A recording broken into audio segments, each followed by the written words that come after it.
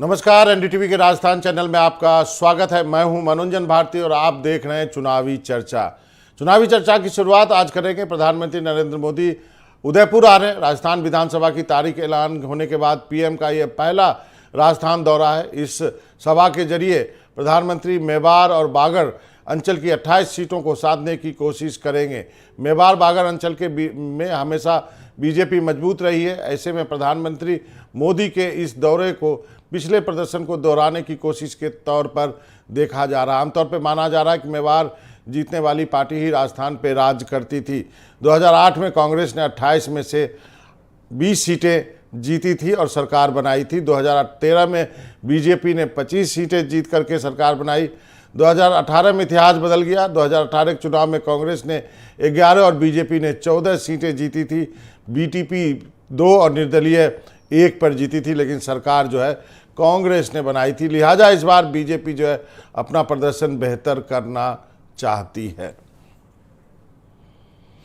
और हमारे साथ नीरज हैं, साथ में हर्षा भी जुड़ेंगी इस मुद्दे पर बातचीत करने के लिए। नीरज, आप हमारे दर्शकों को बताइए उदयपुर और उसके आसपास के इलाके का महत्व क्या है? जी देखिए, उदयपुर और पूरा जो मेवाड़ अंचल है, वागड़ अंचल है, कहा जाता है राजस्थान के सत्ता का रास्ता जो है वो यहाँ से होकर के निकलता है। 4 पूर्व मुख्यमंत्री भी इस क्षेत्र ने दिए हैं। मोहन लाल सुखाड़िया से लेकर के तमाम नेताओं के नाम यहाँ पर लिए जाते हैं। वसुंधरा राजे भी अपनी पिछली स्वराज संकल्प यात्रा जो निकालती रही है इसी मेवाड़ क्षेत्र से निकालती रही हैं। ये हल्दी घाटी का क्षेत्र भी है, 4 भुजा नाथ की नगरी भी है। श्रीनाथ जी, एकलिंग जी, महाराणा प्रताप की वीरों की भूमि कही जाती है। हिंदुत्व तो यहाँ पर एक बड़ा मुद्दा रहता है। आदिवासी पूरा अंचल जो है, यहाँ की जो कुल आदिवासी सीटें जो राजस्थान की हैं उनमें से 17 सीटें जो हैं वो इस क्षेत्र के अंदर आती है। तो बड़ा ट्राइबल बेल्ट है और इसकी अहमियत इस बात से जानी जा सकती है कि पिछले दिनों राहुल गांधी ने खुद बांसवाड़ा के बेणेश्वर धाम जाकर के एक बड़ी जनसभा की थी। प्रधानमंत्री नरेंद्र मोदी करीब 3-4 बार यहाँ पर आ चुके हैं राजसमंद में, और उसके साथ ही जब वो गुजरात भी जाते हैं तो आबू रोड पर बार बार सभाएं करते हैं। और एक बार तो ऐसा हुआ था जब प्रधानमंत्री यहाँ पर आए थे और रात को 10 बज चुके थे तो लाउड स्पीकर पे नहीं बोल सकते, तो प्रधानमंत्री ने झुक करके 3 बार मंच से यहाँ की जनता को प्रणाम किया था और कहा था मैं वापस आऊंगा, और उन्होंने अपना वादा निभाया, वापस आए, संबोधित किया। आज इसलिए भी प्रधानमंत्री नरेंद्र मोदी का यह दौरा महत्वपूर्ण है क्योंकि उदयपुर वही शहर है जहां पर कन्हैयालाल टेलर की गला रेत करके हत्या की गई थी और नारे लगे थे सर तन से जुदा वाले। तो आज हिंदुत्व का मुद्दा और साथ ही हिंदुत्व के साथ ही जो मुद्दे अहम रहने वाले हैं वो यहाँ पर विकास के मुद्दे रहेंगे। आदिवासियों के लिए किसने क्या काम किया, 28 कुल इस बांसवाड़ा, उदयपुर, डूंगरपुर, प्रतापगढ़ और आसपास का जो क्षेत्र है 28 यहाँ पर सीटें आती हैं। 6 जिले यहाँ पर पड़ते हैं। तो इस ट्राइबल वोट बैंक को साधने के लिए प्रधानमंत्री मोदी आ रहे हैं। जी, अभी और नीरज और भी चर्चा करेंगे, बहुत सारी खबरें आज। मुख्यमंत्री जो है वो चुनाव प्रचार में जुटे हुए हैं, सीधे उनके पास लिए चलते हैं, वो कहीं भाषण दे रहे हैं। हिंदुस्तान नहीं, शायद कहीं नहीं होगा कि कानून के अंतर्गत आपको अधिकार मिल गया है। असेंबली के कानून बना के स्वास्थ्य का अधिकार आपको मिल गया, दुर्घटना बीमा मिल गया, और ओपीएस कर्मचारियों के लिए वरदान साबित हुई है। बहुत कुछ कर्मचारी होगी। गाय जो गौ माता की बात करते हैं हमारे विपक्षी लोग, असली सेवा गायों की हम कर रहे हैं। असली सेवा हम कर रहे हैं। क्या कर रहे हैं?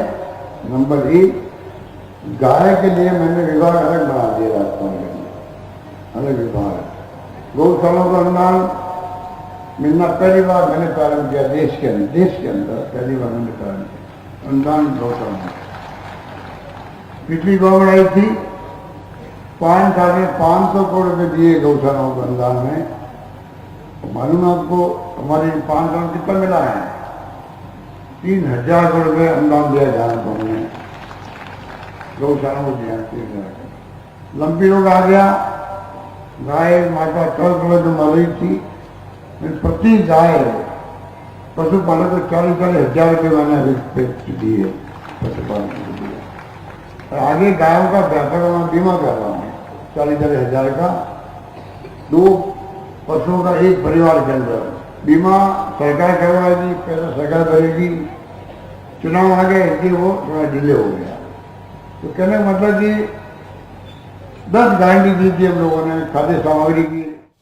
तो नीम के थाना में जो है सीएम अशोक गहलोत बोले थे।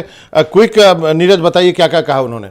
देखिए, मुख्यमंत्री अशोक गहलोत ने अभी नीम का थाना के अंदर जो जनसभा को संबोधित किया, सीधे तौर पर उनका आज निशाना यही इसी बात को लेकर के था कि हमने विकास किया है और प्रदेश में विकास के मुद्दों के आधार पर जनता जो है वो हमारा साथ दे। उन्होंने अपनी उपलब्धियां गिनाई, खास तौर पर जो बात की वो ओपीएस की बात की, दुर्घटना बीमा की चिरंजीवी योजना की बात की, गाय के लिए जो विभाग अलग से बनाया गया है, गौशालाओं को जो अनुदान दिया गया है, और ये भी तुलना की कि पिछली बीजेपी सरकार के समय 500 करोड़ रुपए इनको अनुदान दिया गया था और हमारी सरकार ने 3000 करोड़ रुपए का अनुदान दिया है। इसके साथ ही लंपी रोग जो है उसका जिक्र किया कि उसके अंदर जो गाय मरी तो उसके ऊपर बड़ी घोषणा जो है सरकार की ओर से की गई, 40-40 हजार रुपए प्रति पशु का बीमा सरकार करने की योजना लेकर के आ रही है। पहली बार मैं सुना कि जो है बीमा पशु का किया गया और मुख्यमंत्री कह रहे हैं बीमा उन्होंने पैसा जो है गाय के मालिक को दिया। जी देखिए, जो गौपालक हैं, चाहे भैंस के पालक हैं, तो गौवंश के जो पालक हैं उनको 40-40 हजार रुपए का बीमा और बकायदा इसके लिए डीबीटी के शिविर लगाए गए थे, डायरेक्ट बेनिफिट ट्रांसफर किया गया है।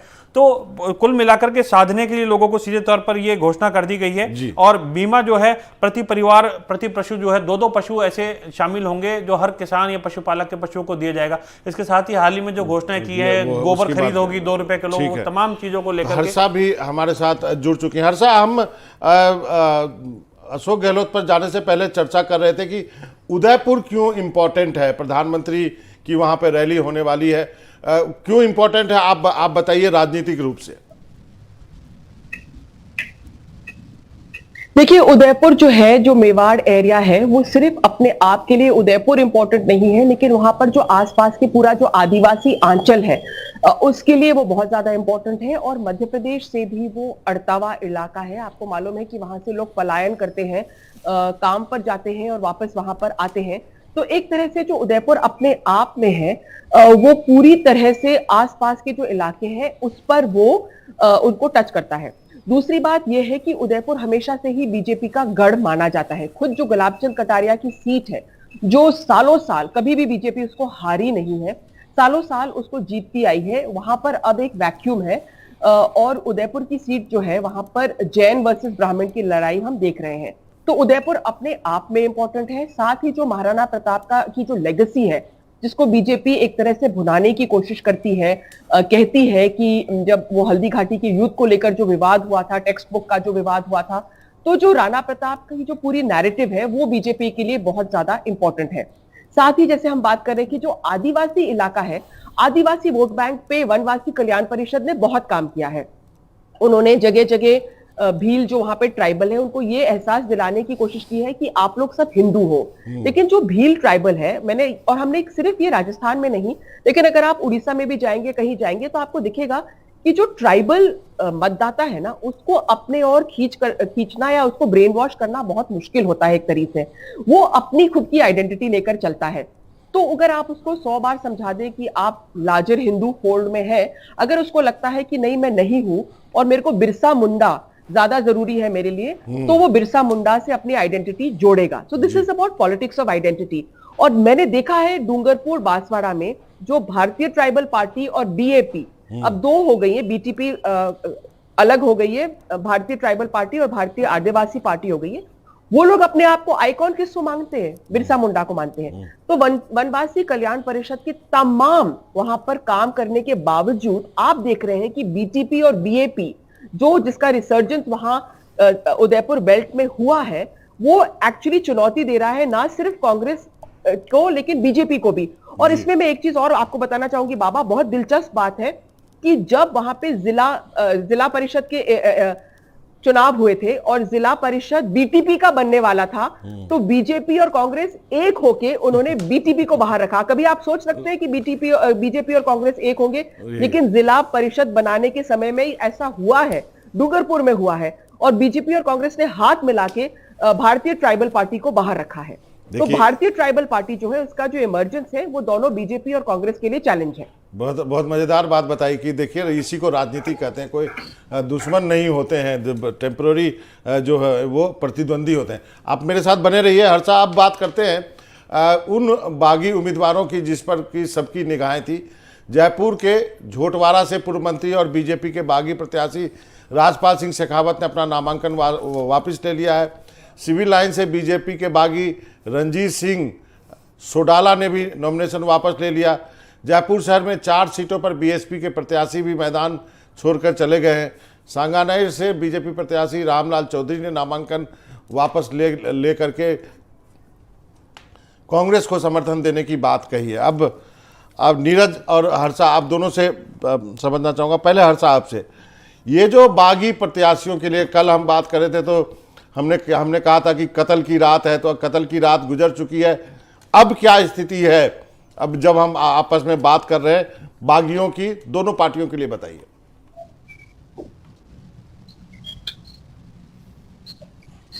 देखिए मनोरंजन, जो बागी है जैसे राजपाल या आपने नाम लिया है, तो उनका जो है यहाँ पर जो है राजस्थान में खासकर जयपुर सीट में राजपाल अपने आप में संघ से काफी निकट तरीके से जुड़े रहते हैं, तो कहीं ना कहीं संघ ने से बात हुई है और इसलिए उन्होंने अपना नामांकन वापस लिया है। लेकिन अगर आप चित्तौड़गढ़ देखेंगे तो वहां पर चंद्रभान आख्या बहुत बड़ी मुश्किल पैदा कर सकते हैं बीजेपी के लिए। तो ये जो जोड़ तोड़ है ये बन रहे हैं, लेकिन बिहाइंड द सीन्स क्या हो रहा है, किसका बागी किसके साथ है, ये बहुत ही दिलचस्प सवाल है। और कहीं ना कहीं जो बागी है वो कांग्रेस के जो बागी है वो बीजेपी की हेल्प कर रहे हैं और जो बीजेपी की बागी है वो कांग्रेस की हेल्प कर रहे हैं। और आप जानते हैं कि किस तरह से यहाँ पर राजनीतिक समीकरण बने हुए हैं। सचिन पायलट ने खुद ने कहा था कि वसुंधरा राजे और अशोक गहलोत मित्र हैं, तो कहीं ना कहीं जो बागी है वो हेल्प कर रहे हैं। और आपको याद है कि पिछले चुनाव में 12 इंडिपेंडेंट्स ने अशोक गहलोत का समर्थन किया था। तो अशोक गहलोत के नेतृत्व के लिए और वसुंधरा राजे के नेतृत्व के लिए, दोनों की पर्सनल नेतृत्व के लिए ये फायदेमंद रहेगा कि कोई भी पार्टी को मेजॉरिटी नहीं मिले या मेजॉरिटी के पास आके रुक जाए, क्योंकि फिर या तो अशोक गहलोत सरकार चला सकेंगे या वसुंधरा राजे सरकार चला सकेंगे। तो लार्जर पिक्चर मनोरंजन ये है। तो आपका कहना है कि दोनों बड़े नेता चाहते हैं कि 100 के आसपास ही सीटें आए, 95, 94, इतने के 100 अंडर 100 रहे। ये मेरा आकलन है, बिल्कुल मेरे को लगता है वो यही चाहते हैं। चलिए नीरज, आप बताइए कितने बागी अभी भी हैं और इन बागियों से किसको फायदा है? कांग्रेस को फायदा ज्यादा या बीजेपी को ज्यादा फायदा? देखिए नुकसान भी बहुत से बागी हैं। अभी भी पूरी लिस्ट जो है वो निर्वाचन विभाग की ओर से निकल करके आ जाएगी। लेकिन चंद्रभान सिंह आखिया जो है वो नरपत सिंह राजवी के सामने खड़े हुए हैं और उन्होंने निश्चित रूप से ताल ठोक रखी है। जौहरी लाल मीणा जो हैं वो खड़े हुए हैं, उनको मनाने की कोशिश की गई, वो नहीं माने। मौजूदा विधायक है, उनके बेटे के ऊपर बलात्कार के आरोप भी हैं, तो जौहरी लाल मीणा जो है वो मैदान में ताल ठोक कर खड़े हैं। आशु सिंह सुरपुरा जो है वो राज्यवर्धन सिंह राठौड़ के सामने खड़े हुए हैं। हालांकि राजपाल सिंह शेखावत को मना लिया गया, लेकिन आशु सिंह सुरपुरा भी राजपूत कैंडिडेट के रूप में वहां पर झोटवाड़ा सीट के अंदर खड़े हुए हैं। डूंगरपुर के 84 से कांग्रेस के बागी है पीसीसी महासचिव महेंद्र बजरोड़, तो ये निर्दलीय के तौर पर इन्होंने नामांकन भर रखा है। इनको मनाने के लिए महेंद्रजीत सिंह मालवीय समेत तमाम आदिवासी नेता भी वहां पहुंचे, वो नहीं माने। तो इसी तरीके से चित्तौड़गढ़ में चंद्रभान आख्या की बात करी, बाड़ी में बीजेपी के बागी हैं विष्णु सिंघल, तो बांदीकुई में पूर्व जिला प्रमुख विनोद शर्मा, उन्होंने जो है नामांकन वापस ले लिया है। गजराज खटाना जो है उनके सामने वो खड़े हुए थे, उन्होंने कहा अंतरात्मा की आवाज सुनते हुए मैंने ये नामांकन वापस लिया है। बांसवाड़ा से बीजेपी के बागी जो हकरू मईडा हैं वो पूर्व विधायक, उन्होंने अपना नाम वापस ले लिया है। जिला अध्यक्ष लाभचंद पटेल वहां पर गए थे, साथ ही चंद्रशेखर मिश्रा जो भाजपा के संगठन महामंत्री हैं उनको मनाने में काफी बड़ी भूमिका रही। रामेश्वर दादीज बैठ गए हैं सूरसागर से, सीएम अशोक गहलोत के करीबी उनको माना जाता है, और वहां एक 26 साल के युवा शाहबाज खान को टिकट दे दिया गया था, तो उसके खिलाफ वो खड़ा हुआ था और उन्होंने कहा था कि बोले एक नए लड़के को ला दिया आपने जिसको कोई जानता भी नहीं है, लेकिन माइनॉरिटी से था और बाकायदा कांग्रेस की ओर से समझाइश की गई, शायद सीएम का भी रोल रहा होगा। उसके बाद में वो बैठ गए। झोटवाड़ा में राजपाल सिंह शेखावत का चूंकि पार्टी तो नीरज हमें ये बताइए हमारे दर्शकों को कि अभी भी किस कांग्रेस के कितने बागी हैं और बीजेपी के कितने बागी हैं? कुछ बीएसपी ने अपने कैंडिडेट वापस लिए हैं, वो किसके फेवर में लिए हैं? देखिए निश्चित रूप से सरदार शहर से कांग्रेस प्रत्याशी जो अनिल कुमार शर्मा हैं उनके सामने नगर परिषद के सभापति राजकरण चौधरी अड़े हुए हैं। जो चौधरी हैं उनको अच्छी उनकी शहर के ऊपर पकड़ है, लेकिन इस प्रकार के जो ये अलग अलग बागी जो ताल ठोक रहे हैं, अब इसका पूरा आंकड़ा जो है निर्वाचन विभाग की ओर से निकल के आएगा, क्योंकि 3 बजे तक का पूरा समय था। अब पूरी शाम को पूरी एक लिस्ट बन करके आएगी, उसमें आएगा कि कांग्रेस के इतने बागी डटे हुए हैं, बीजेपी के इतने बागी डटे हुए हैं। लेकिन अभी तक जो जानकारी निकल करके सामने आई है, कई बागियों ने अपना नामांकन जो है पार्टी के कहने पर या फिर उनको कुछ ना कुछ बात कहेगी, आपको संगठन के अंदर एडजस्ट किया जाएगा या आगामी लोकसभा चुनाव के अंदर आपको एडजस्ट किया जाएगा। बसपा की अगर बात करें, बसपा की ओर से जयपुर शहर के जो चारों कैंडिडेट खड़े हुए थे, उन्होंने चारों ने नामांकन वापस ले लिया। मजेदार बात यह है, एक ने जो बालेंदु जो खड़े हुए हैं हवा महल सीट से, उनके समर्थन के अंदर, बाबा के समर्थन के अंदर अपना नामांकन वापस लिया है, और एक ने सांगानेर से पुष्पेंद्र भारद्वाज जो कि कांग्रेस के प्रत्याशी हैं, उनके समर्थन वापस लिया है। आदर्श नगर से रफीक खान जो है वो खड़े हुए, उनके समर्थन में भी वापस लिया है। तो बसपा के कैंडिडेट जो है, इनका अचानक इस तरीके से खड़ा होना और उसके बाद बैठ जाना, जबकि बसपा के लिए कहा जाता है कि बहन मायावती की पार्टी है और कैंडिडेट जो है दमदार तरीके से खड़े होंगे, और अब की बार भी उनको उम्मीद थी कि दगा नहीं करेंगे, लेकिन कई कैंडिडेट जो है बैठ गए। अब पार्टी को इन्होंने सूचित किया नहीं किया, पार्टी की राय से बैठे हैं, कैसे बैठे हैं, क्योंकि कांग्रेस के पक्ष में भी बैठ रहे हैं और बीजेपी के पक्ष में भी बैठ रहे हैं। हर्षा के पास चलते हैं। हर्षा, बीएसपी की जो स्थिति है, बीएसपी के कैंडिडेट जो है वो अभी से जो है फेवर में बैठने लगे हैं। बाद में तो हमने देखा कि किस ढंग से गहलोत साहब ने सरकार चलाई उनके मदद से। एक तो मेरा ये सवाल है बीएसपी की स्थिति को लेकर के। दूसरा, पार्टियों में तो हम ये भी देखते आए हैं ना कि किस तरह से हम और आप एक दूसरे के राइवल हैं, तो अपने अपने समर्थकों को कैंडिडेट हरवाने के लिए भी खड़े कर देते हैं। कांग्रेस में तो ऐसा खूब होता है। तो आप इन दोनों सवालों का जवाब दें। मेरा पहले बीएसपी। जी बिल्कुल, उसके पहले मैं कहना चाहूंगी, इसलिए मेरे को भी ये लगता है कभी कभी सचिन पायलट के अगर आप टॉक में देखेंगे कि कितने कैंडिडेट्स खड़े हो गए हैं, AIMIM, SDPI, निर्दलीय, चंद्रशेखर आजाद की पार्टी, तो आप जो कह रहे हैं मनोरंजन, मेरे को भी ये लग रहा है कि ये सब जो गेम है ये चलता है पॉलिटिक्स में। लेकिन आपने बीएसपी पे सवाल किया था, सॉरी मैं थोड़ा डिस्ट्रैक्ट हो गई थी ये सोच के कि अगर कोई किसी को हरवाना चाहे तो कैसे हरवाता है।